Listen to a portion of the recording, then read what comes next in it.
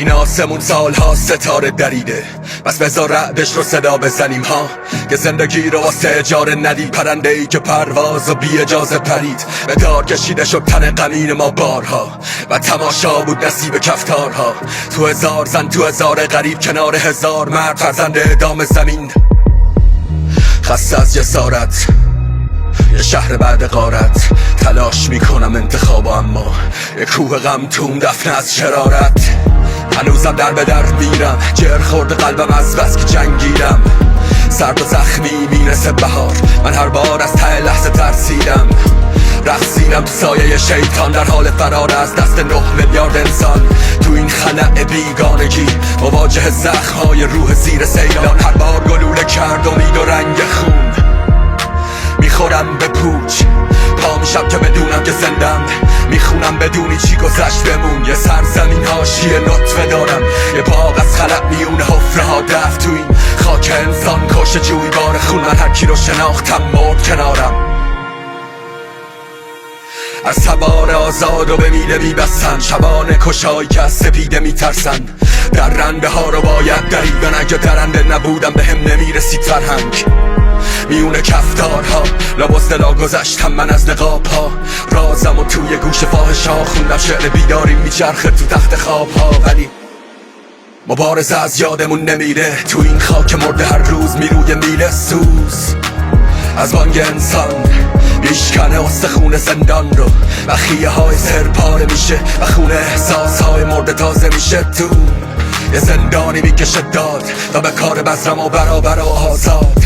مبارزه از یادمون نمیره، تو این خاک مرده هر روز میروی میله سوز از بانگ انسان میشکنه استخون زندان رو، و خیه های سر پاره میشه و خونه احساس های مرده تازه میشه. تو یه زندانی میکشه داد تا به کار بزرم و برابر و آزاد. میدم تو وجودم صبح میشکونم من این قپو، که آدم ها به زبون بیارن سیاه و سرخو. خوب گوشاتو پر کن، فکرتو بکن کنترل، که یاد بگیری فرق تخیل و توهمو. بریده روزگار کلی زبون تندو، کلی قول سیاه مون تو کمد. کی نشنیده تو باغ حضرت صدای بلبل، هر کاری خواستی بکن، که اگه نکردی تنگ کردی کلی خلقو. دنبال این نیستم که بدم سمت و سوبت، من همین پشت جام خوبه. یه کمی گنده میشی میبینی که جامعه الگو بودن و چه زود میکنه فروبت. بعدم میخنده به سقوطت، همه یه سرگرمی ساده این واسه توده، و زندان یه فکر پشت نگاه خشک و محدود و فرسوده. وقتی گم بشی تو خودت دیگه مهم نیست کدوم بره در خونه. من خودم رو دوشم میکشم و توی کوچم، من از دنیا فارقم. منم پرم و هم پوچم، موسیقی میشم تو گوشم، من مخلوق و خالقم. منم تنهام و هم تو جمعم، بیرونشم هم توشم، کلن متناقضم ولی صاف و صادقم. میخوای بازم از این قصه ها بگم، دنبال سایه های توتم، بهشون فضا بده تا بهشون صدا بدم. بهار پایان حیاته واسه ما تکه های یخ، قوت بر رو دریای قصه های مرگ.